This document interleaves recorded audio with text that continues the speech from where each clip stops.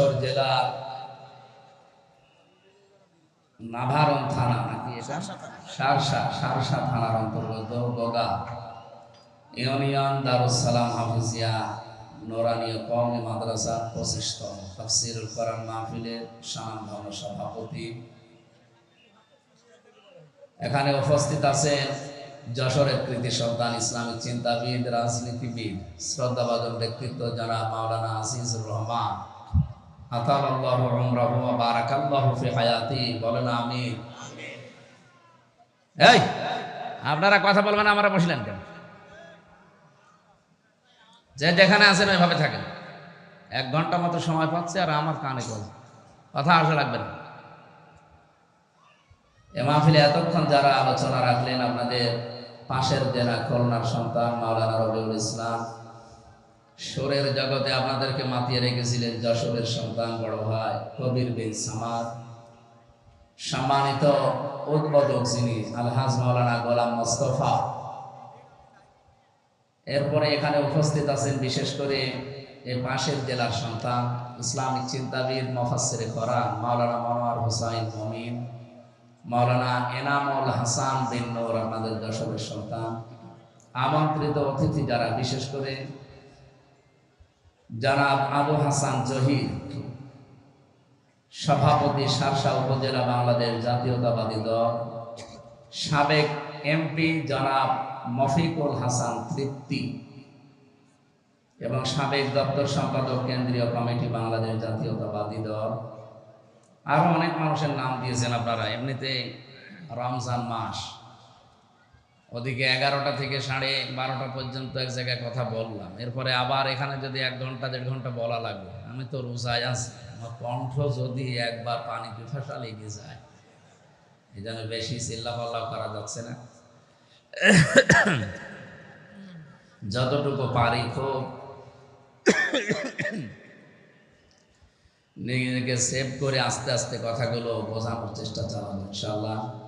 উপস্থিত হয়েছেন আপনাদের এই মাহফিলে যশোরের মুক্তিযোদ্ধা ডিগ্রি কলেজের সম্মানিত অধ্যাপক জনাব জাহাঙ্গীর হোসেন, মঞ্চে বসা ওলামা ইকরাম, সামনে বসা মুসলমান ভাইরা, পর্দার আড়ালের সম্মানিত মা এবং বোনেরা, প্রশাসনের ভাইরা, প্রাণপ্রিয় যশোরবাসী, আল্লাহর দরবারে শুকরিয়া জানাচ্ছি যিনি কোরআন শোনার জন্য আমাদেরকে নিয়ে এসেছে।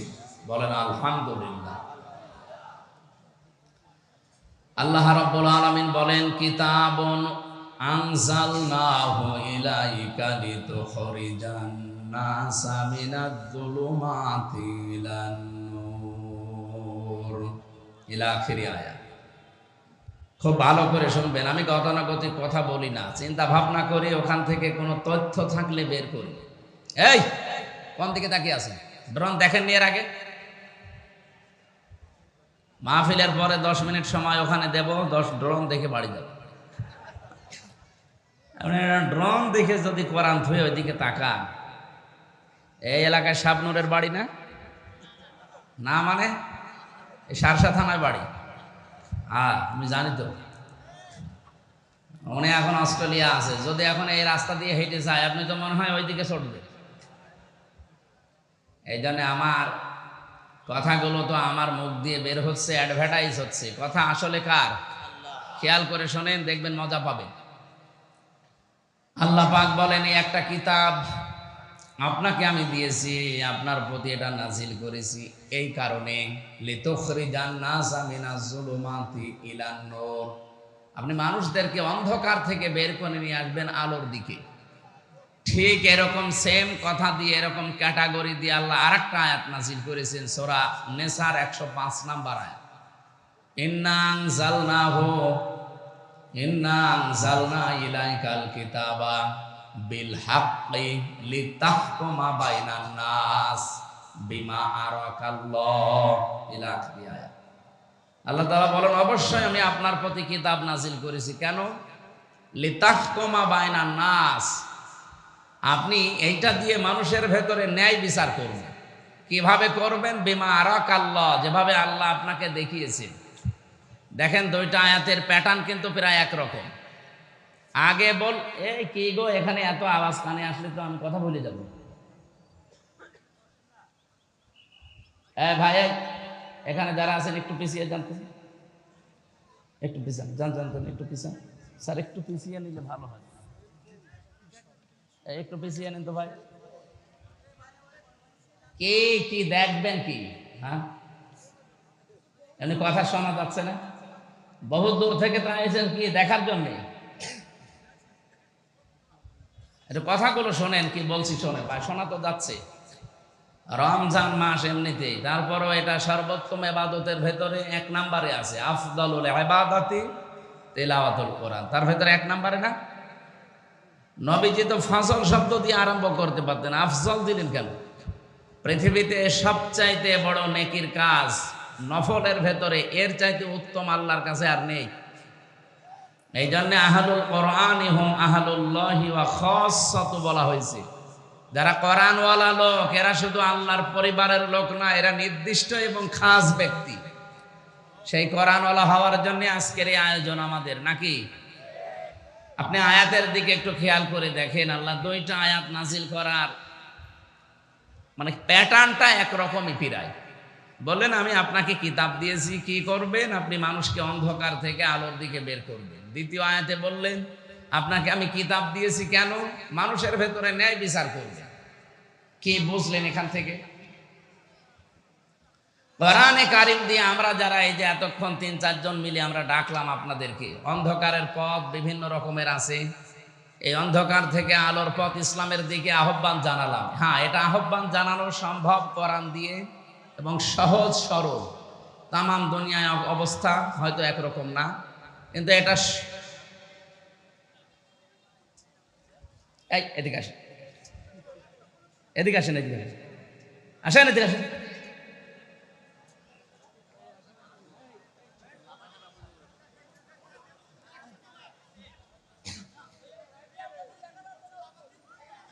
মোবাইলটা ওখান থেকে নামিয়ে দেন তো। কে এখানে দায়িত্ব আছে কে? এই জন্য এই এরকম 10 দিন যে মালয়েশিয়া অনুষ্ঠান করলাম, একটা কথা বাইরে থেকে আসেনি। এই জন্য পাবলিক এই ঝামেলায় আসতে মনে বলে না। এই মোবাইলটা কার? এখান থেকে খুলে দেওয়া যাচ্ছে না? ওপরে খুলে দেন, ওটা খুলে দেন।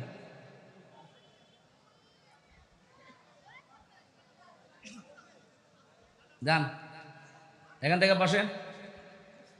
এই মোবাইলটা কার? এখান থেকে সরান তো। হয় ওখানে বসেন না বাড়ি চলে যান, যান।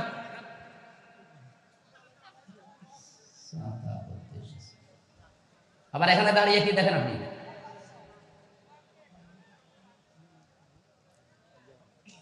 আপনাদের গুরুত্বপূর্ণ কথা থাকলে বলেন, 1 মিনিট সময় দিলাম, বলেন যা ভাল লাগে বলেন। হয়েছে? কথা হয়েছে? আমি বললে কথা বলা যাবে না, আমার তো কথা আসা লাগবে। আপনারা বললে আমি ভুলে যাব।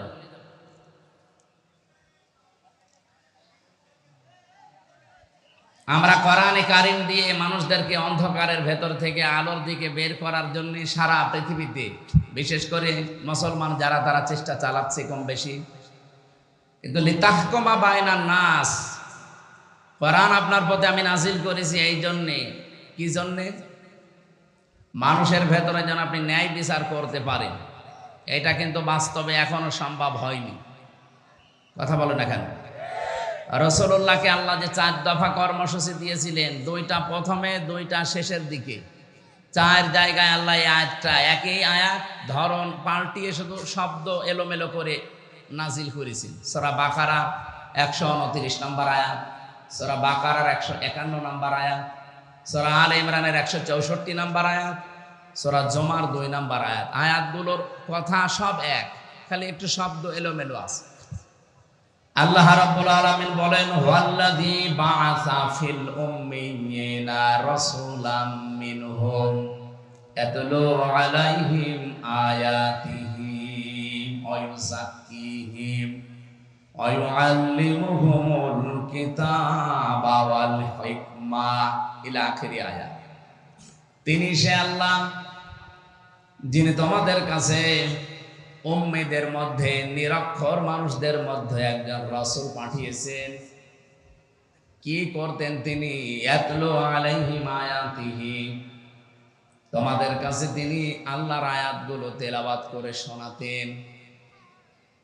আয়ুযাক্কিহিম, তিনি তোমাদেরকে পবিত্র করতেন।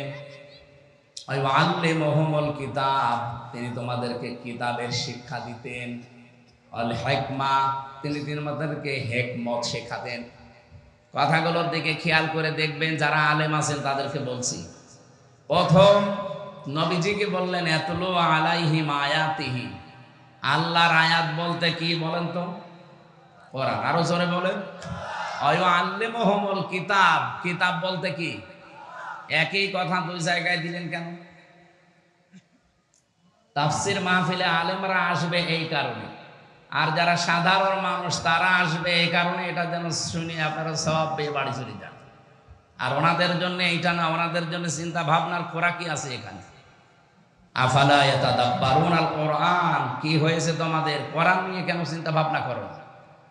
আমরা আয়াতুল্লাহ বলতে আল্লাহর কিতাব বুঝি, কিতাবুল্লাহ বলতেও আল্লাহর কিতাব বুঝি। রসুল আসবে, উনি আল্লাহর আয়াত তেলাওয়াত করে শোনাবে, তিনি পবিত্র করবে আমাদেরকে, এরপরে আবার বলেন তোমাদেরকে কিতাবের শিক্ষা দেবে। কি এটা? কি প্রথমে যে দুইটা কাজ তিনি ইয়াতলু আলাইহিম আয়াতিহি, আল্লাহর আয়াত তেলাওয়াত করে মুহাম্মদুর রাসূলুল্লাহ শুনিয়েছিলেন। আয়ুযাক্কিহিম, এটা দিয়ে তিনি পবিত্রও করেছিলেন, হয়তো ব্যক্তি পরিবার এ পর্যন্তই। এরপরে আরো দুইটা শব্দ আছে, আল্লিমুহুমুল কিতাবা ওয়াল হিকমা। এই দুইটা করতে গেলে অবশ্যই আপনাকে কিতাবের শিক্ষা হিকমতের সাথে এটা বাস্তবায়ন করা লাগবে। ওই জামানায় আরবদেরকে নিরক্ষর বলা হয়, উম্মি বলা হতো। ওরা যতদিন পর্যন্ত কোরআনে কারীম তেলাওয়াত করেছে, নিজেদের ভেতরে সংশোধনী চালিয়েছে, এ পর্যন্ত কোনো সমস্যা দেখা দেয়নি। কিন্তু যখনই আয়াতের এই পরের দুইটা শব্দ আল্লিমুহুমুল কিতাব, তিনি তাদেরকে কিতাবের শিক্ষা দিয়েছেন, মানে কিতাবের এটা বাস্তবায়ন করে দেখিয়েছেন। আল হিকমা শব্দের ব্যাখ্যা পড়লে আপনি এটা ক্লিয়ার পেয়ে যাবেন ফি জিলালিল কোরআনের ভেতরে। হিকমা শব্দটা হাকামা থেকে এসেছে। আমরা যারা বিশেষ করে কামেলে যারা পড়ে বা পড়াই, তারা দেখবেন এই যে আমরা হাকিম বলে মানুষকে জানি, পৃথিবীতে হাকিম কিন্তু খুব বেশি মানুষ ছিলেন না। আমরা একজন হাকিমের নাম বেশি শুনি, তার নাম হযরতে লোকমান হাকিম। লোকমান কি ছিলেন? কি জবাব দিলেন না? আমাদের দেশেও হাকিম আছে না? নেই? গাছতলায় বসে আছে, হাত দেখে বলে দেয় যে 3 বউ হবে, এ হাকিম। আরো বিভিন্ন রকমের হাকিম। রোজার মাস তো, চা তো খাওয়া যাচ্ছে না, আর এক ঝামেলা, কাশি উঠে পড়লে তো আর এক সমস্যা হবে।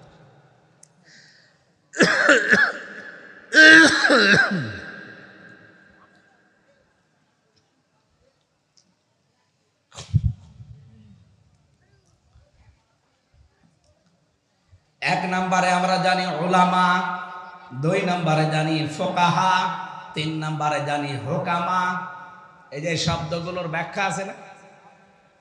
আলেম বলা হয় তাদেরকে যাদের কাছে জ্ঞান আছে, আলো আছে। আর জ্ঞানের সর্বোচ্চ উৎস কোনটা বলেন তো? আরো জোরে বলেন।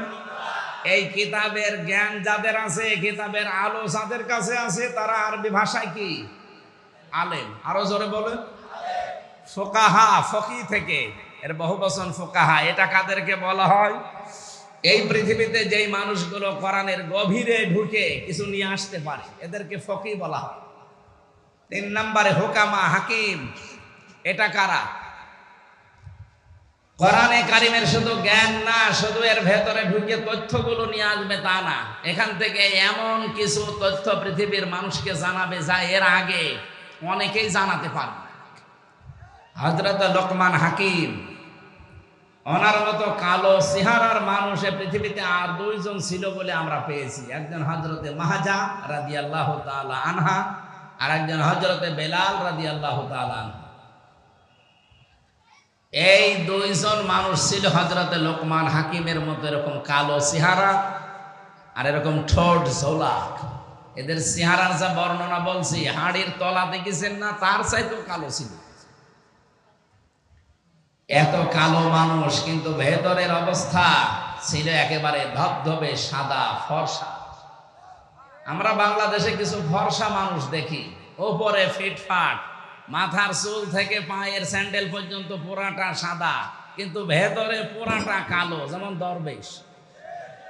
আমি নাম নিলাম না, ওনার মাথার চুল থেকে পায়ের স্যান্ডেল পর্যন্ত পুরাটা সাদা না। কোন জায়গায় কোনো কালো পেয়েছেন আপনি? পুরা সাদা, কিন্তু ভেতরে এত কালো ছিল। 36,000 কোটি টাকা আল্লাহ রাস্তায় পাঠিয়ে দিয়েছে। আমি মালয়েশিয়া যে, সিঙ্গাপুরে যে দেখি হোটেলের নিচে বসে আছে কয়েকজন। কি এখানে হুজুর আমরা আগেই পালিয়েছি। আগে পালালেন কেন? এখানে আপনি যে সাহেব পাড়া বানিয়েছেন, ওখানে থাকবেন না? হুজুর ওখানে থেকে মায়ের খাবো। বাংলাদেশের মানুষ এখানে আছে, যদি শোনে যে সাহেব পাড়ায় আমি আছি, তালা ভেঙে পিটাবে আমাকে। এই জন্য হোটেলে চুরি করে আসি, কেউ জানে না। আপনি যেন আবার বাইরে যে বলি দিয়ে না। পাগলকে যদি বলা হয় যে শাকও নাড়াবি না, ও আরো বেশি নাড়াবে না, ও আমার আরো মনে করে দিবে। এই শয়তানগুলো সব এখন বেশিরভাগ থাইল্যান্ডে, বেশিরভাগ রয়েছে সিঙ্গাপুরে, মালয়েশিয়া, পালিয়ে আছে। বাকিগুলো আমেরিকা, কানাডায় তো গিয়েছে। আর আল্লাহর বিশেষ ওলি যারা, তারা আছে এই প্রতিবেশী রাষ্ট্রে।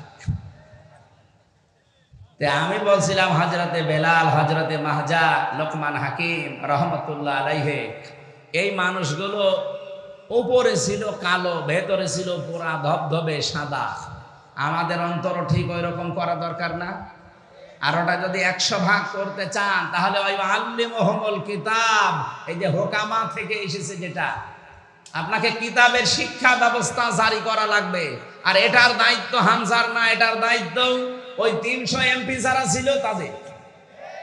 তারা যদি একবার বলে মাননীয় স্পিকার আমরা কোরআনে কারিমের শিক্ষা ব্যবস্থা চাই, উনি যদি বলে হাত তোলেন, আজিজুর রহমানের মতো যদি 151 জন বলে হ্যাঁ হাত তুলেছি, ওই দিনই পাশ হয়ে যাবে। কিতাবের শিক্ষা ব্যবস্থা বাংলাদেশে জারি হয়ে যাবে। 5 বছরের ভেতরে দেখবেন দেশের চেহারা পাল্টিয়ে গেছে। মালয়েশিয়া এখন যিনি স্বরাষ্ট্রমন্ত্রীর দায়িত্বে আছেন, বাংলাদেশে যেমন ইসলামী ছাত্র শিবির আছে না, কথা বলেন না কেন? কেন্দ্রীয় সেক্রেটারি জেনারেলের নাম কি? সাদ্দাম হোসেন, নুরুল ইসলাম সাদ্দাম মনে হয়। হ্যাঁ, নুরুল ইসলাম সাদ্দাম আমাদের খুলনা বিভাগের কৃতি সন্তান। এই যে পাশের জেলায় বাড়ি খুলনা,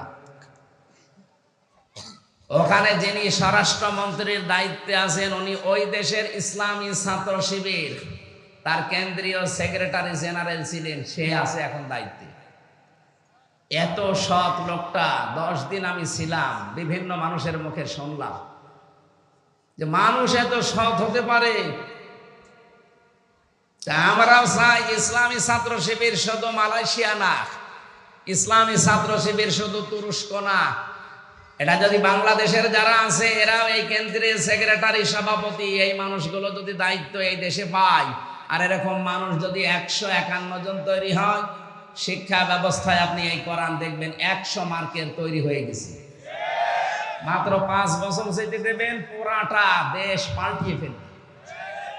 ওয়াস্তব মাওলানা সাইদি সাহেব 50 বছর পরে গেল, মুসলমান যা হয়েছে ওনার হাতে, তার চাইতে অধিকাংশ মুসলমান হয়ে গেছে উল্টাপাল্টা।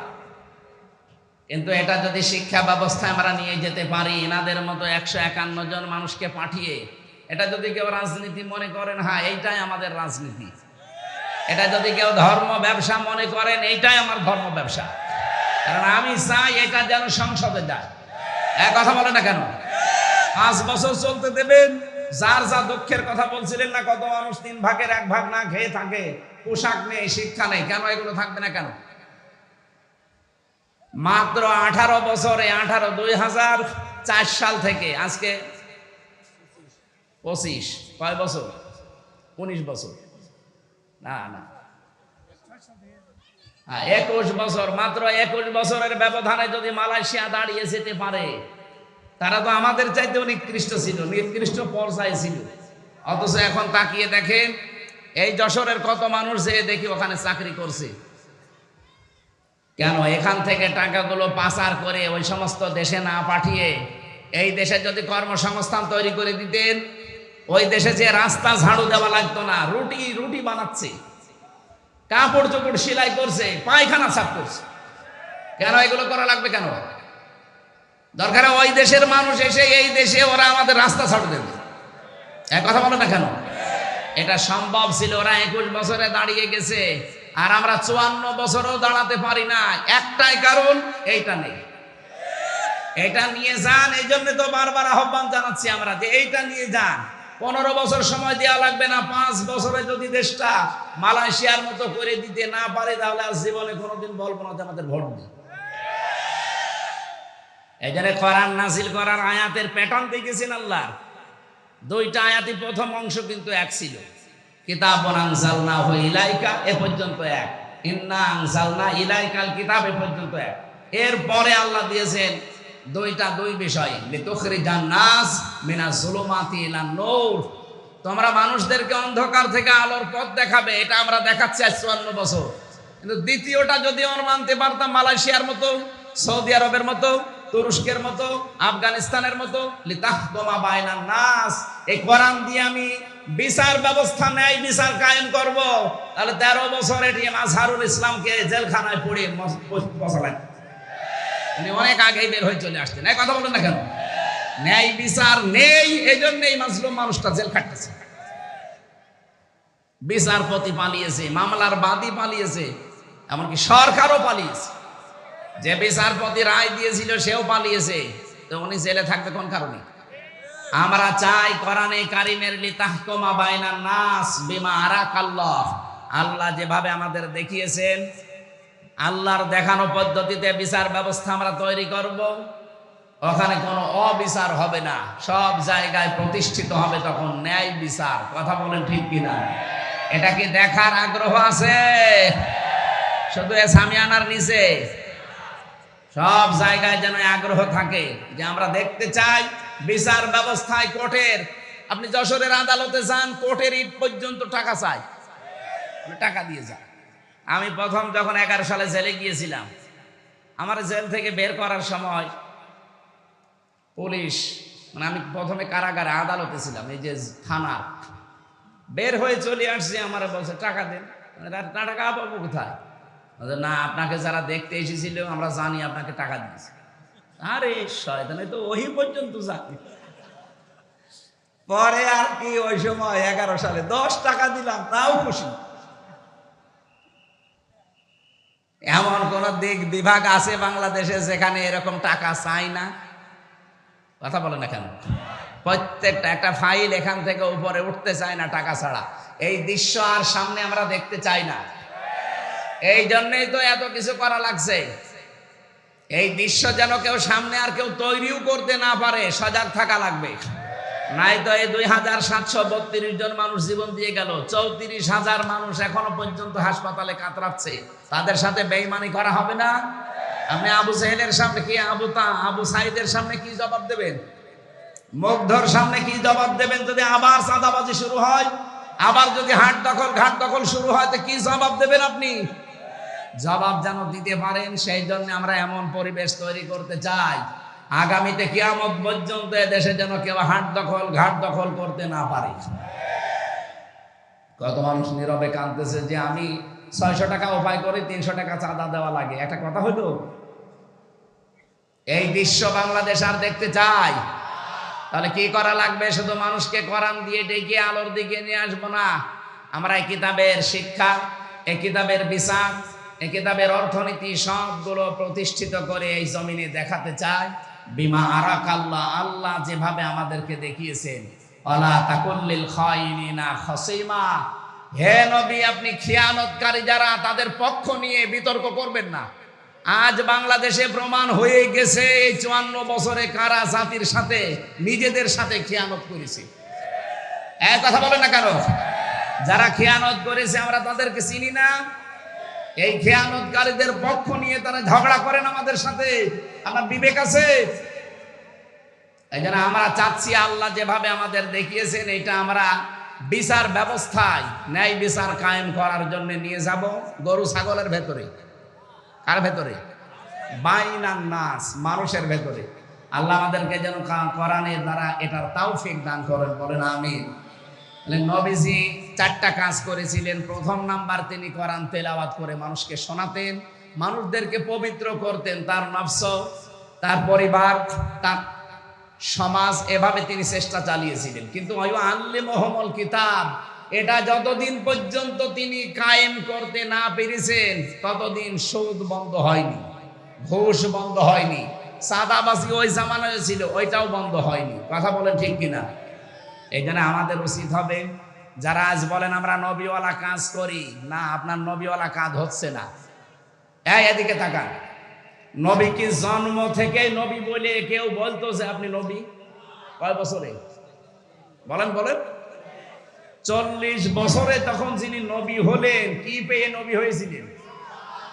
এই কোরআনে কারীম পাওয়ার পরে যিনি নবী হলেন, নবী হওয়ার পরে তো এই কাজগুলো আল্লাহ তাকে দিলেন। ওয়াল্লাযী বাআসা ফিল উম্মিয়িনা, তিনি সে আল্লাহ যিনি উম্মীদের ভেতরে পাঠিয়েছেন, নবী পাঠিয়েছেন, রাসূল পাঠিয়েছেন। আতলু আলাইহিম আয়াতিহি, তার প্রথম কাজ ছিল তিনি তেলাওয়াত করে করে মানুষদেরকে শোনাতেন। আজ বাংলাদেশে কেউ যদি বলে যে আমি নবীওয়ালা কাজ করি, অবশ্যই আপনাকে আল্লাহর কোরআন তেলাওয়াত করে শোনানোর ব্যবস্থা করা লাগবে। আপনার দ্বারা হয় এটা? আপনি কোরআন পড়তে পারেন যে তেলাওয়াত করে শোনাবেন? এই মাদ্রাসা যারা প্রতিষ্ঠিত করেছিল তাদের কয়েকটা উদ্দেশ্য আছে, তার ভেতরে এইটাও মনে হয় আছে যে মানুষ এই এলাকায় যারা বসবাস করে তারা আল্লাহর কোরআন পড়বে, শিখবে, নাকি অন্য উদ্দেশ্য আছে? ওয়ায়ুযাক্কিহিম, তিনি তাদেরকে পবিত্র করেছিলেন। কোন পর্যায়ে পৌঁছিয়েছে তাদের পবিত্রতা? আমরা যদি আজ কোরআনে কারীম দিয়ে ব্যক্তি, পরিবার, সমাজ, রাষ্ট্রকে পর্যন্ত পবিত্র করতে পারতাম। এই যে যাকিয়্যুন থেকে শব্দটা এসেছে, খলিফাতুল মুসলিমিন হযরতে ওমর রাদিয়াল্লাহু তাআলা আনহু, তিনি রাতের বেলায় বসে হিসাব করছিলেন। লম্প ধরিয়ে যে আলো, জয়তুনের তেল সীসার উপরে দিয়ে তিনি আগুন লাগিয়ে হিসাব করছিলেন। হঠাৎ করে ওই দেশের প্রধান বিচারপতি হযরতে আলী রাদিয়াল্লাহু তাআলা আনহু এশার নামাজ পড়ে তিনি আসলেন, ডাক দিলেন, হযরত ওমর, প্রধান বিচারপতি আলী, কিসের জন্য এসেছেন? রাষ্ট্রের কোনো কথা আমাকে বলার জন্যে, না ব্যক্তিগত পারিবারিক কোনো কথা বলার জন্যে? হযরতে আলী ওই সময় প্রধান বিচারপতি, তিনি বললেন, না, আমার পারিবারিক জীবনে একটা সমস্যা হয়েছে, ওইটা আপনার সাথে শেয়ার করার জন্য এসেছি, পরামর্শ নেব। হযরত ওমর সঙ্গে সঙ্গে তিনি বাতিটা লিভিয়ে দিলেন। হযরতে আলীর কিন্তু মন খারাপ হয়ে গেছে, কি আমি একটা দেশের প্রধান বিচারপতি এসেছি রাষ্ট্রপ্রধানের কাছে, উনি আমারে দেখে আরো আলোক সজ্জা করবে কি, আরো আলো লিভিয়ে দিলেন। হযরত ওমর, আপনাকে আমি কিন্তু প্রথমে জিজ্ঞাসা করেছি যে আপনি কেন আসলেন? রাষ্ট্রের কোনো কাজ নিয়ে নাকি পারিবারিক কোনো কাজ নিয়ে? আপনি যেই বলেছেন যে রাষ্ট্রের কোনো কাজ না, পরিবারের কোনো সমস্যা, আমি কিন্তু হিসাব করছিলাম রাষ্ট্রের জনগণের টাকায় কেনা তেল দিয়ে রাষ্ট্রের হিসাব করছিলাম। আপনি এসেছেন পারিবারিক জীবনের কোনো ফয়সালা নিতে, জনগণের টাকা দিয়ে এই হারিকেন বা লম্প অথবা মোমবাতির যে তেল পুড়বে, এইটা দিয়ে আপনার পারিবারিক জীবনের কথাবার্তা শুনবো, কিয়ামতে আমি জবাব দেব কি? হযরত আলী বলেন, কথাটা শোনার পরে তার প্রতি ভক্তি, শ্রদ্ধা যা ছিল আমার আরো বেড়ে গেল। কি চিন্তা নিয়ে তিনি চলেন, একটা রাষ্ট্রের প্রধান। বাংলাদেশে 1628 জন মানুষ দায়িত্বে ছিল। আল্লাহর কসমে 54 বছর আমি বাদ দিলাম, শুধুমাত্র 5 বছরও যদি এই টেন্ডেন্সি নিয়ে এই 1628 জন মানুষ দায়িত্ব পালন করে দেখাতো, এ দেশটা মিনি জান্নাত হয়ে যেত। এরকম মানুষ আমরা পেয়েছি, হ্যাঁ পেয়েছি, খুব কম। মাওলানা মতিউর রহমান নিজামী তার ভেতরে একজন। রাষ্ট্রের দায়িত্ব, মন্ত্রণালয়ের দায়িত্ব পালন করে 26 টাকা বেঁচেছিল, ওটা ফেরত দিয়েছে। হযরত ওমরের একেবারে অরিজিনাল উত্তরসূরি না আলী হাসান মোহাম্মদ মুজাহিদ রহমতুল্লাহ আলাইহি, রাষ্ট্রের দায়িত্ব পালন করতে গিয়ে অণুবীক্ষণ যন্ত্র দিয়ে 4 আনাও দুর্নীতি খুঁজে পাওয়া যায়নি। এই ধাঁচের মানুষগুলো মাত্র 1628 জন যদি তৈরি হয়ে যেত, এই দেশটার জন্য 54 বছর লাগার কথা না, 54 দিনে এই দেশ জান্নাত হওয়ার কথা। আমরা ওই রকম বিষয় চাই না।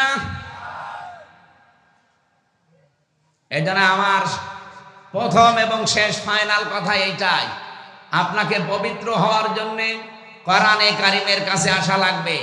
আর এটা দিয়ে যদি একেবারে পুঙ্খানুপুঙ্খানু ন্যায় বিচার দেখতে চান, তাহলে কোরআনের বিচার ব্যবস্থা, শিক্ষা ব্যবস্থা, স্বাস্থ্য ব্যবস্থা এগুলো দেখাতে হবে, তাছাড়া সম্ভব না। আল্লাহ রাব্বুল আলামিন আমাদেরকে বাস্তব জীবনে যেন আল্লিমুহুমুল কিতাব এর একটা প্রেক্ষিত, এর একটা মানে রাস্তা কিন্তু সামনে আল্লাহ তৈরি করে দিয়েছেন।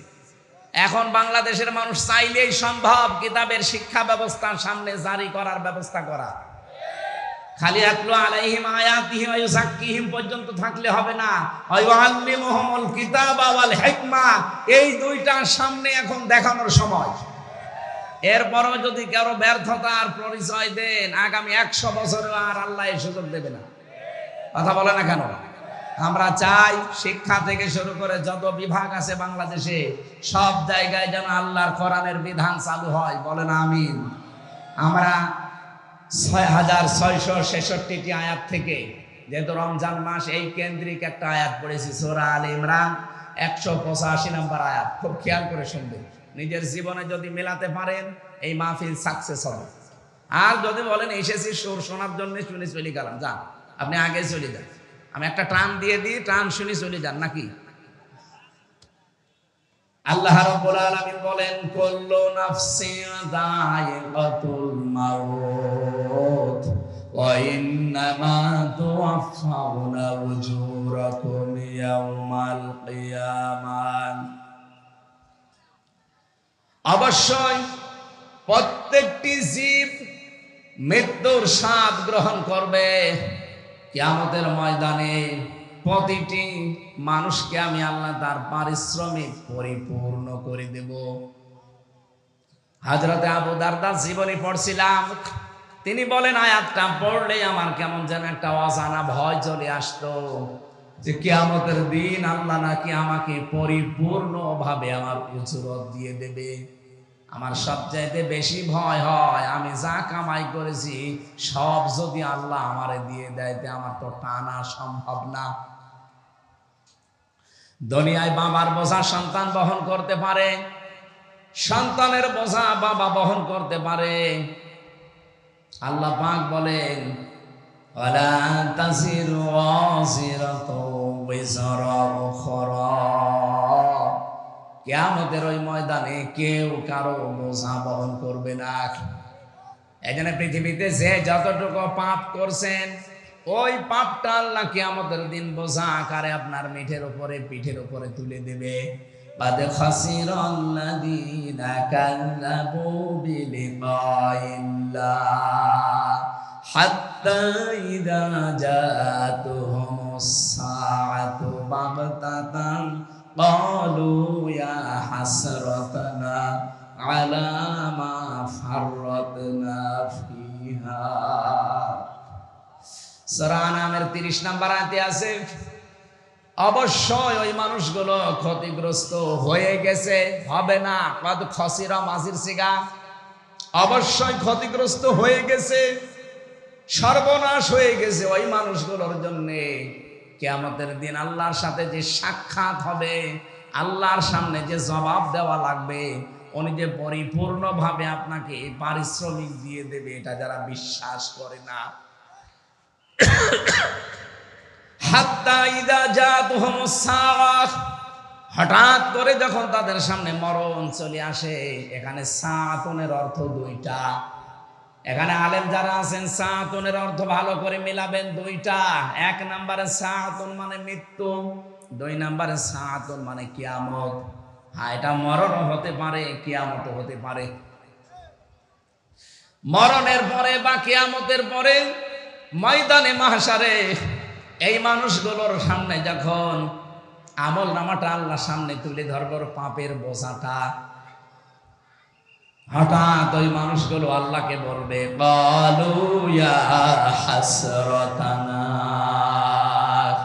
আফসোস আলা মা ফাররাতনা ফিহা, পূর্বে যা পাঠিয়ে রেখেছিলাম ওইটার দিকে তাকাবে আর আফসোস করবে আমি কেন পাঠালাম এইটা। এতটুকু আল্লাহ যদি শেষ করে দিতেন আমি আয়াতটাই পড়তাম না। এর পরের শব্দটা আমাদের জন্য, অহুম ইয়াহমিলুনা আওসারহুম আলা দুহুরিহিম আলা সামা ইয়াজিরুন। রব্বুল আলামিন বলেন অ মানে এবং হম মানে তারা, ইয়াহমিলুন এটা হামালা, ইয়াহমিলু মানে বহন করা, এটা মজারে বর্তমান ভবিষ্যৎ প্রেজেন্ট ফিউচার।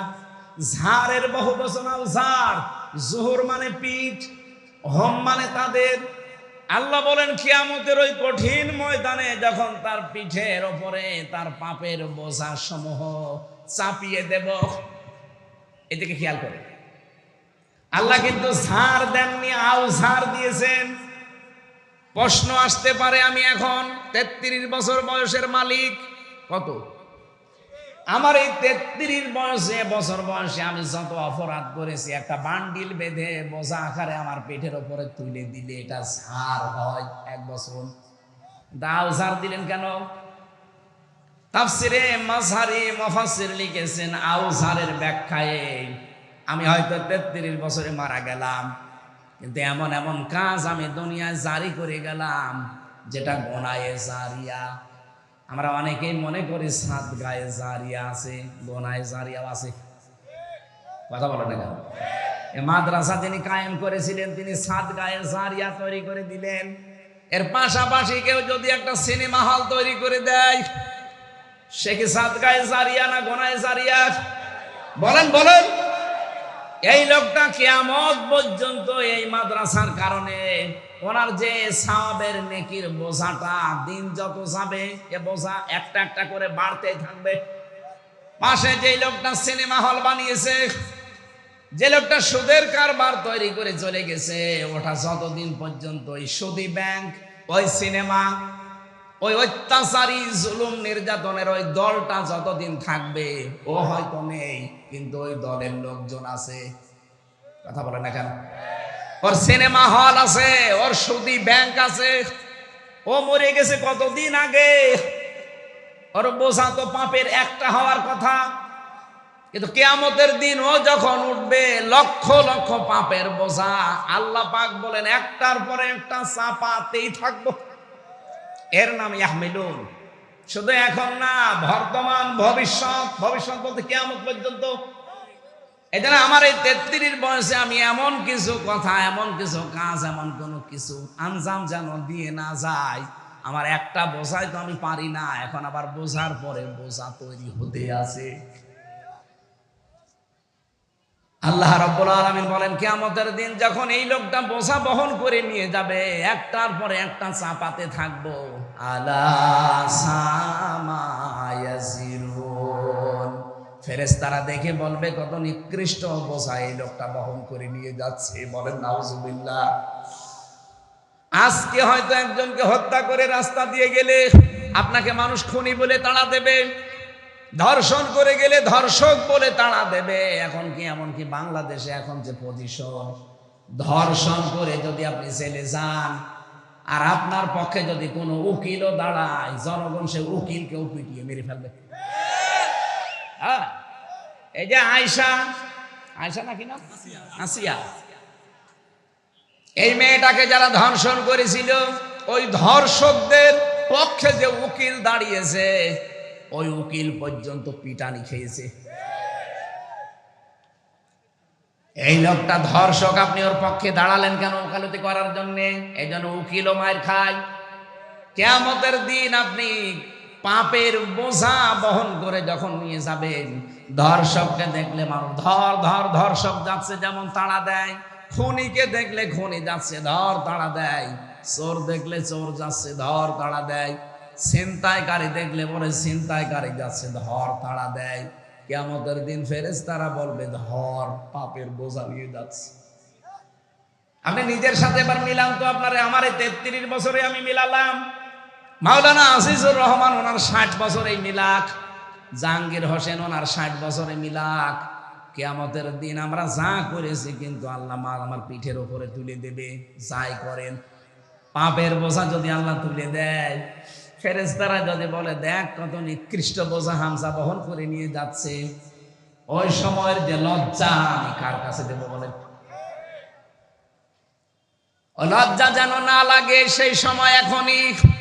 এখনো সূর্য পশ্চিম দিকে ওঠে নাই, এখন আমার মরণের গড়গড়ানি শুরু হয়নি, সুতরাং পরিবর্তন হওয়ার সুযোগ নেই। বলেন বলেন, এক্ষুনি সময় পাল্টান। শয়তান তো বাধা আছে, শয়তান তো আপনাকে ধোঁকা দিতে পারবে না, কি বাধা নেই? এরপরেও যদি আপনি পরিবর্তন হতে না পারেন, আপনি মনে করবেন আপনি নিজেই একটা শয়তান। শয়তান বাধা আছে, এরপরও এত সুযোগ থাকার পরও আপনি যদি পাল্টাতে না পারেন, শয়তান বাধা আছে, আপনি পাল্টাতে পারেন না, আপনাকে ধোঁকা দেয় কে?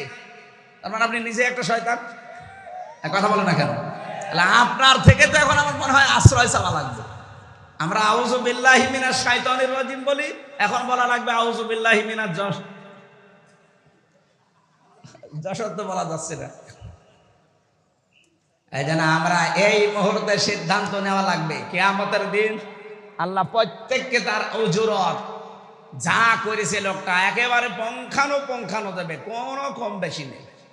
ফামান যুহজিহা আনিন নার, খুব কঠিন শব্দ।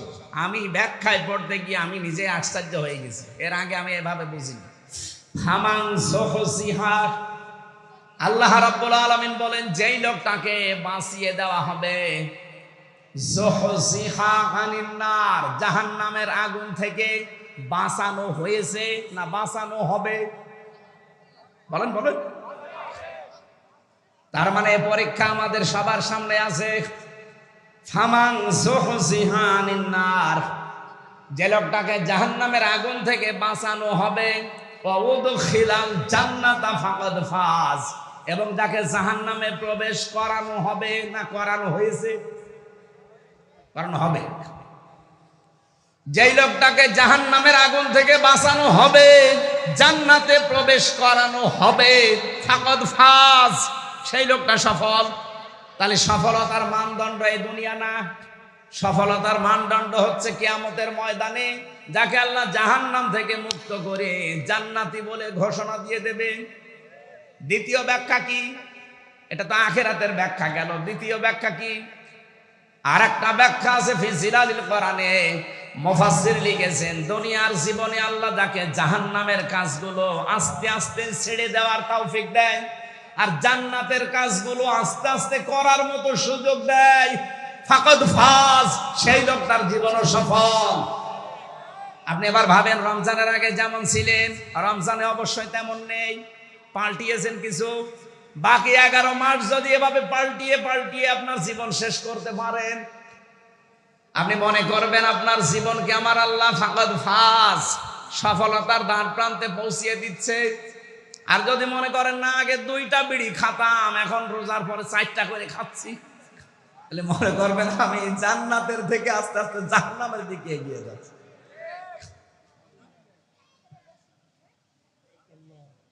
এই যে জান্নাত আর জাহান্নাম 2টা শব্দ, একটা প্রথম জাহান্নামের একটা নাম আছে নার।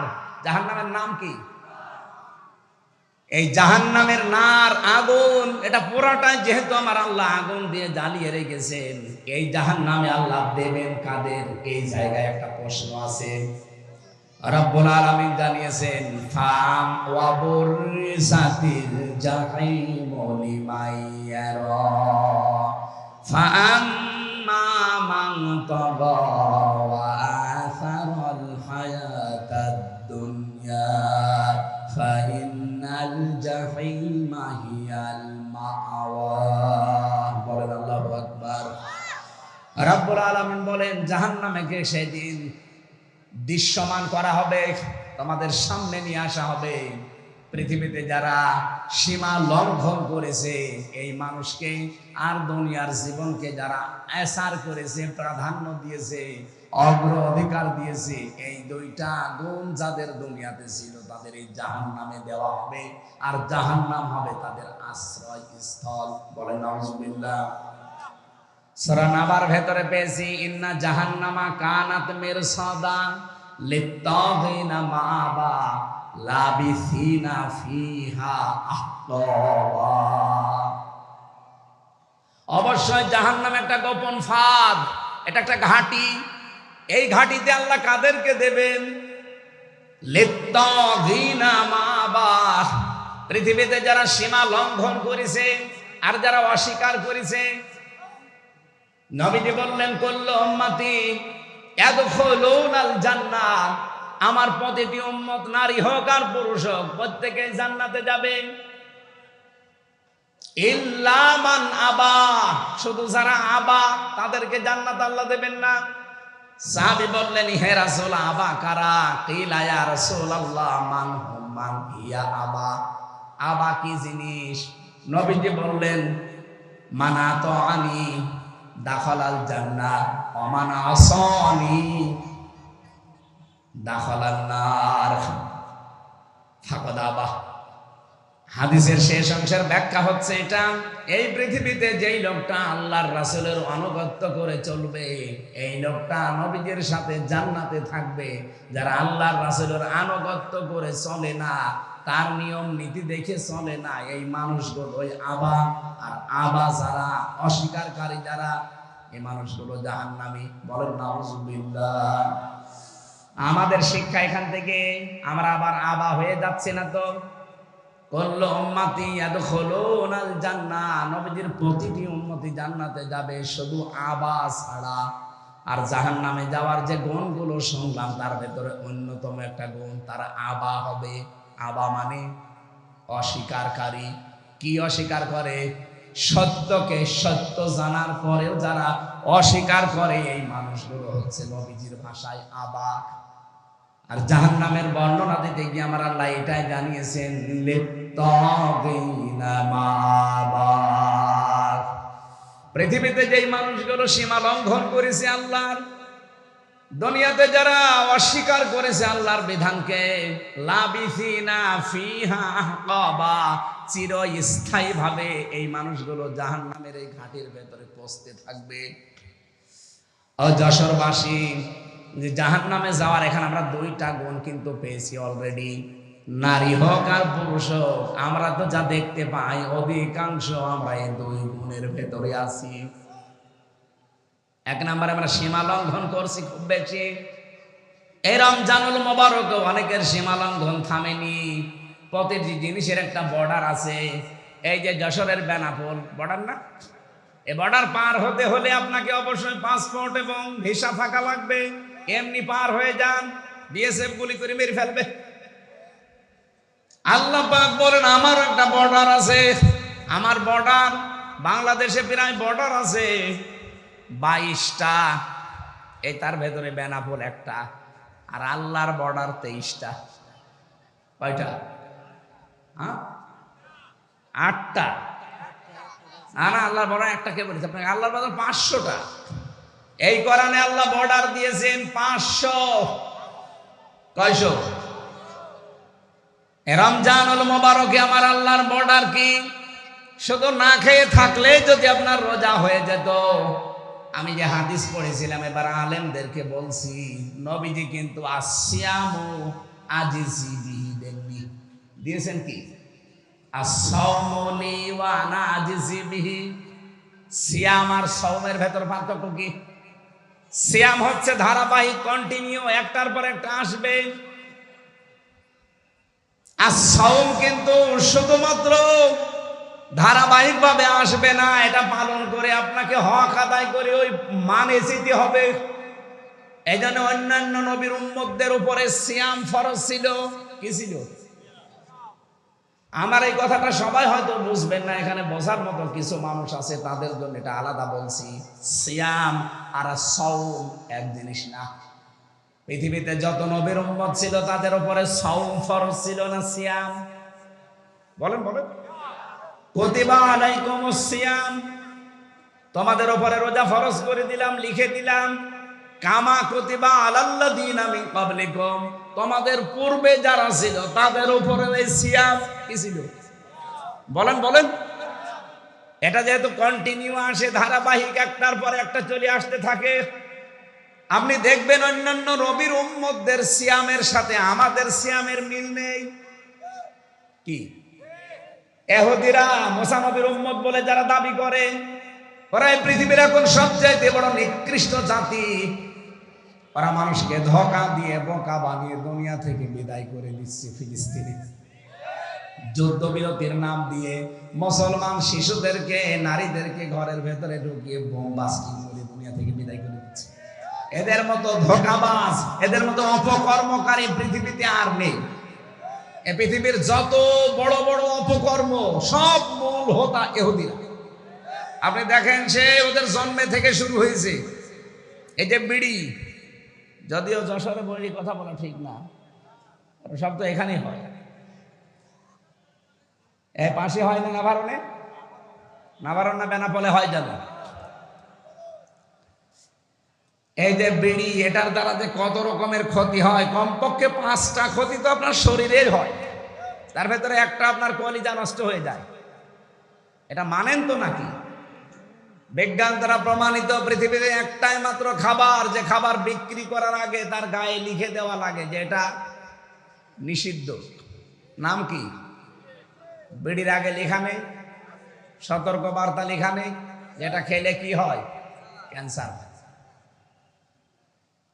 সেটা যেহেতু এই জেলায় তৈরি হয়, আর আমি যেহেতু আছি, এই জন্য বেশি ফতোয়া দিতে পারছি না, হালকা পাতলা বলছি। এই যে বিড়ি, এর মূল হোতা, আবিষ্কারক যারা প্রথমে এই পৃথিবীতে বিড়ি বানিয়েছে, ইহুদিরা। কারা? আপনি যত অপকর্ম, সে বড় হোক ছোট হোক, এর মূলে দেখবেন ইহুদিরা। পৃথিবীতে মানুষ মারার তালিকায় এখন ইহুদিরা। রোজা অবস্থায় হাজারো মুসলমান এখন পৃথিবীতে দোয়া করছে, রব্বুল আলামিন, মরণ আমরা নিতে রাজি আছি, আমাদেরকে মরণ দাও, তবে এইভাবে ইহুদিদের হাতে অপমান করে আমাদের মরণ দিও না। ওরা যা আরম্ভ করেছে, ওদের পতন না দেখা পর্যন্ত তুমি আমাদের মৃত্যু দিও না। পৃথিবীর নিকৃষ্ট জাতি ইহুদি, অভিশপ্ত জাতি ইহুদি, আল্লাহর ভাষায় গায়রিল মাগদুবি আলাইহিম ওয়ালাদ-দাল্লিন। এই জাতিরাও রোজা রাখে, কিন্তু ওরা সেহরি করে না। খ্রিস্টানরাও রোজা রাখে, ইফতারি করে না। মুশরিক যারা আমাদের এই দাদা বাবু হিন্দুরা, ওরাও রোজা রাখে, কিন্তু ওরা উপবাস থাকে, সেহরিও করে না, ইফতারিও করে না। এর আগে যত নবীর উম্মত দেখবেন, আমি প্রায় 70টা লিখেছি এখানে। হযরতে মরিয়ম আলাইহিস সালাম, তিনি রোজা রেখেছিলেন। তার রোজার ধরন ছিল আমাদের মতো না। আল্লাহ পাক সূরা মরিয়মের ভেতরে দিয়েছিলেন, তিনি রোজা রাখা অবস্থায় সব খেতে পারতেন, সব পান করতে পারতেন, কিন্তু কথা বলতে পারতেন না। তাহলে মরিয়ম, ওনাদের রোজা কি? কথা বলা যাবে না, তাছাড়া সব করা যাবে। কি কথা বলেন না কেন? খ্রিস্টানদের, ইহুদিদের, মুশরিকদের রোজা দেখলেন, কিন্তু আমাদের রোজা কি ওই রকম? আমাদের রোজায় সেহরি আছে, ইফতারি আছে, এবং 4টা জিনিস আছে। কয়টা? বলেন বলেন।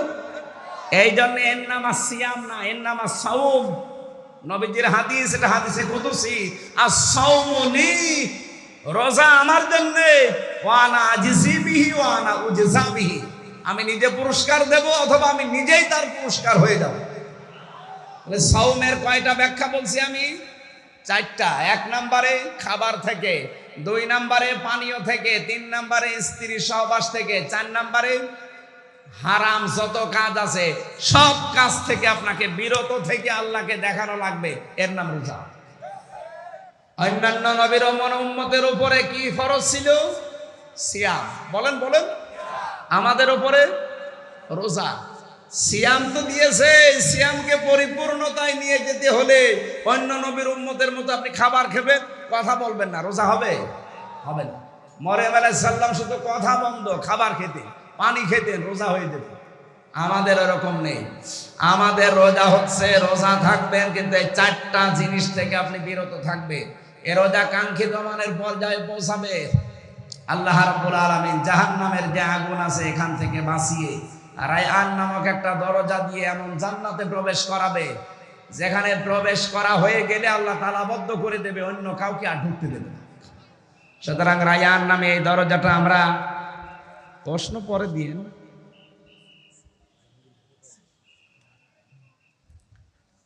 এতক্ষণে না কি করে কি, এতক্ষণও যদি না করে থাকে, আর আমি পারি না তো এটা।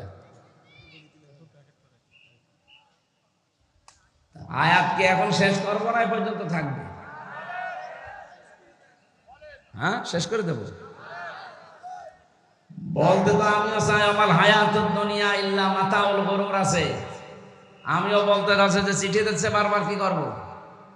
এই চিঠিটা পরে হবে না, আগে হবে এটা, তারপরে ওয়াজ হবে। 5 মিনিট আপনাদের যার কাছে যা ছিল, রমজানে আপনারা মাওলানা রবিউল বলছিল না 1 টাকা 70 টাকা, সুতরাং 1 টাকা থাকলেও আনতে অন্তত অন্য মাসের তুলনায় 70 টাকা দিয়ে যাবে। যারা যাচ্ছে 5 মিনিট দেন, 5 মিনিট দেন, তারপরে দেন। এগুলো আমাদের করাবেন না, আমি জানি না এসব। কালেকশনের মাহফিলে আমরা নিয়ে আসবেন না। এই যা তো কই, এর লোক কই, একটু তাড়াতাড়ি করুন। আপনাদের এই সারসা, এরপরে কোথায় যেন স্যার আর মাহফিল আছে আরেকটা, হ্যাঁ 6 তারিখে না 5 তারিখে আছেন? 8 তারিখে কোনে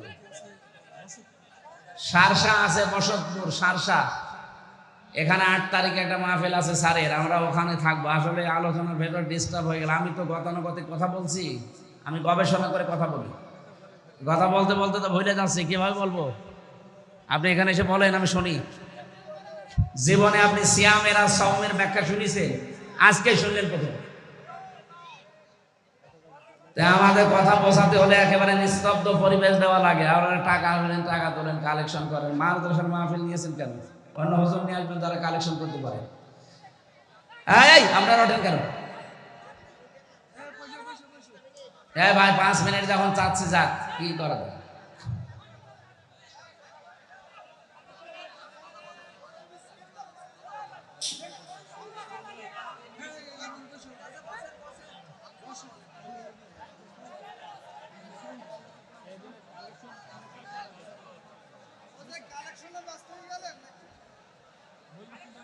এই মাদ্রাসার জন্য আমি জীবনও এটা তো বলতাম না, আমি এরকম পারিও না। কালেকশন করতে হলে অনেক হাওয়া দেওয়া লাগে, পাম দেওয়া লাগে, সাথে আমি কিছুই পারি না। সুবহানাল্লাহ, আলহামদুলিল্লাহ, লা ইলাহা ইল্লাল্লাহ, সুবহানাল্লাহ, আলহামদুলিল্লাহ, লা ইলাহা ইল্লাল্লাহ, মুহাম্মাদুর। এই দাদা বসেন, বসেন। আপনার দাদার বয়স এখনো হয়নি, কিন্তু দাড়ি নেই তো, এই জন্য মনে করছে মনে হয় অন্য ধর্মের লোক। আপনার দাড়ি রাখবেন ভাই, বয়স তো আমার বাবার মতো মনে হচ্ছে। দাড়ি রাখেন না কেন? দাড়ি রেখে দেবেন, সুন্নত নবীজির এটা। যারা দাড়ি কাটেন তারা তো 24 ঘন্টায় গোনাতে আছে, নবীজির গলায় ছুরি দেওয়ার মতো গোনা হয়। এই জন্য এটা যারা রাখেননি আপনারা রেখে দেবেন। আমরা আসল সফলতা, আসল বিফলতার কথা শোনাচ্ছিলাম। পৃথিবীর জমিন সফল এবং বিফল হওয়ার জায়গা না। এই পৃথিবীতে যদি আমি সারা জীবন না খেয়ে খেয়েও মারা যায়, অপমান হয়েও মারা যায়, মরণের পরে যদি আল্লাহ জাহান্নামের কাছ থেকে, জাহান্নামের আগুন থেকে বাঁচিয়ে জান্নাতি বলে ঘোষণা একবার দিয়ে দেয়, ফাকাদ ফাজ, আমার জীবন সফল। আমরা ওই রকম জীবন তৈরি করার জন্য রেডি আছি না? আমাল হায়াতুদ দুনিয়া ইল্লা মাতাউল গুরুর। আল্লাহ খুব আফসোস নিয়ে জানিয়েছে, পৃথিবীর জমিনটা প্রতারণা, খেলতামাশা, ধোঁকাবাজি ছাড়া কিচ্ছু না। আপনার মা বাবা, ওইটাও ধোঁকা। মনে আসতে পারে, হ্যাঁ হুজুর মা বাবার কথা বললেন, তাদের দিকে সাকালে সওয়াব হয়, হজের সওয়াব হয়, কিন্তু তারাও ধোঁকা। যেহেতু মাতাউল গুরুর বহু বচন দিয়েছেন আল্লাহ, পৃথিবীর কোনো কিছু ধোঁকা বাদ দিয়ে নেই। আপনি মা বাবার যে হক আছে ওইটা আদায় করবেন না, মা বাবারও মন পাবেন না। কি কথা বলেন না কেন? স্ত্রী আমাকে ভালোবাসে, স্ত্রীও ধোঁকা। আমি নিজের থেকে বলছি, আমি যদি এখন হামজা আমার 33 বছর, আমার ম্যাডামের 26 বছর, এখন যদি সত্যি আপনারা বলেন যে হুজুর মরে গেছে, ও হয়তো কান্নাকাটি করবে, পাগল হয়ে যাবে 2-3 দিন। 7 দিনের ভেতরে দেখবেন স্বাভাবিক হয়ে গেছে। 4 মাস 10 দিনের ভেতরে ওর মা আর বাবা এসে আমার মা বাবাকে বলবে হামজা তো মরিয়ে গেছে, মেয়ে এখন রেখে করবো কি, দেন অন্য জায়গায় দিয়ে দেবো। ঠিক মানে দেবে। 7 দিন পরে দেখবেন ম্যাডাম ওর বাবারে কল দিয়ে বলবে আব্বা হামজা তো কি ছিল, এ জামাই পেয়েছি 100 ভাগ ভালো, একেবারে পারফেক্ট জামাই, অথচ আমি কি করিনি তার জন্য। সব ভুলে যাবে মাত্র 7 দিনে। কয় দিনে? দুনিয়ার জীবনটা পুরা ধোঁকা। হ্যাঁ, আমি স্ত্রীর সাথে ভালো ব্যবহার করব, আমার স্বামীর হক আমি আদায় করব, এই জন্য এটা দিয়ে যেন আমার আখিরাত তৈরি হয়। এই কথা বলেন না কেন? আমার সন্তানের প্রতি আমার দায়িত্ব পালন করব, যেন এটা দিয়ে আমার আখিরাত তৈরি হয়। তাছাড়া পৃথিবীতে এই চোখ খোলা আছে, সম্পর্ক আছে, চোখ বন্ধ হয়ে গেলে সম্পর্ক শেষ, সব সম্পর্ক কাট হয়ে যাবে। ফাইদা নুফিখা ফিস-সূর ফালা আনসাবা বাইনাহুম ইয়াউমাইদি ওয়ালা ইয়াতাসালুন। নসবের বহুবচন আনসাব। আল্লাহ বলেন একটা সম্পর্ক থাকবে না, চোখ বন্ধ, সব সম্পর্ক কাট হয়ে যাবে। আপনার স্ত্রী আপনার আর পরিচয় থাকবে না, আপনার সন্তান আপনার পরিচয় নেই। এমনকি কোরআনের আয়াতের ব্যাখ্যা হচ্ছে কিয়ামতের দিন কোন কোন সন্তান তার মায়ের পা ধরে থাকবে 500 বছর। 500 বছর পরে ওর মুখের ওপরে লাথি দিয়ে বলবে সন্তান পাবো কোথায়, দুনিয়ায় বিয়েই হয়নি। এই জন্য দুনিয়ার জীবনটা যেহেতু ধোঁকা, খেল তামাশা, রং তামাশা, এটা গুরুর, আমি সহ প্রত্যেকেই যেন এটা বোঝবান হই। আমি এটা জেলে যেয়ে আরো বেশি বুঝেছি, কারণ আমি ওখানে আটকা জীবনে ছিলাম। বাস্তবতা আমি বুঝেছিলাম যে দুনিয়ার জীবন তো আসলেই ধোঁকা। আমি যদি এখন মরে যেতাম কি হইতো, এখান থেকে লাশটা বের করে দিত, 2-4 দিন ম্যাডাম কান্নাকাটি করে কবরে দিয়ে ওই বলতো আল্লাহ আমার স্বামীকে মাফ করে দিও, দিয়ে আর একটা সংসার করে ঠিক চালিয়ে যাচ্ছে কাজ। এই জায়গায় পড়ে যদি আমার বিশাল আখেরাত আমি নষ্ট করে ফেলি, আমার মতো পাগল দুনিয়ায় আছে।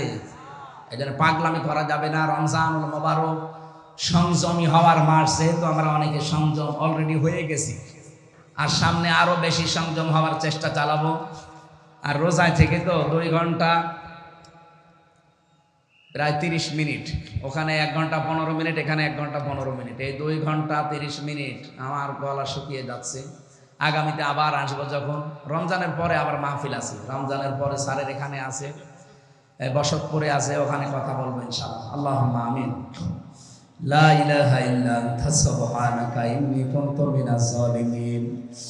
আল্লাহ তাআলা রমজানুল মোবারকে আমার অসুস্থ শরীর, গলাও শুকিয়ে যাচ্ছে, এই জন্য আমি আর বেশিক্ষণ টানতে পারলাম না। যতটুকুই বলেছি আল্লাহ আমল করার সুযোগ দাও। এই আয়াতটা আমাদের জীবনে তুমি 100 ভাগ কার্যকর বানিয়ে দাও।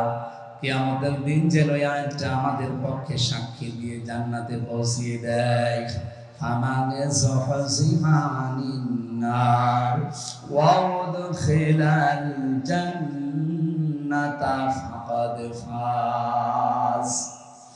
জাহান্নাম থেকে যাকে মুক্ত করে জান্নাতি বলে তুমি ঘোষণা দিয়ে জান্নাতে পৌঁছিয়ে দেবে, তার জীবন সফল। দুনিয়ায় যারা আস্তে আস্তে পাপের কাজগুলো ছেড়ে দিয়ে দিয়ে ভালো ভালো কাজে যারা এগিয়ে যেতে পারবে, তাদের জীবন সফল। আয়াতের এই 2টা ব্যাখ্যায় তুমি আমাদের জন্য কার্যকর করে দাও। সম্মানিত মা বোনেরা যারা পর্দার আড়ালে বসে আছে, এদেরকে তুমি খাদিজার মতো, আয়েশার মতো বানিয়ে দাও। কত মানুষ অসুস্থ, আল্লাহ তুমি শেফায়ে কামিলা আজেলা নসিব করে দাও। যে পরিবারে শান্তি নেই, মেয়েদেরকে তুমি শান্তি দান করো।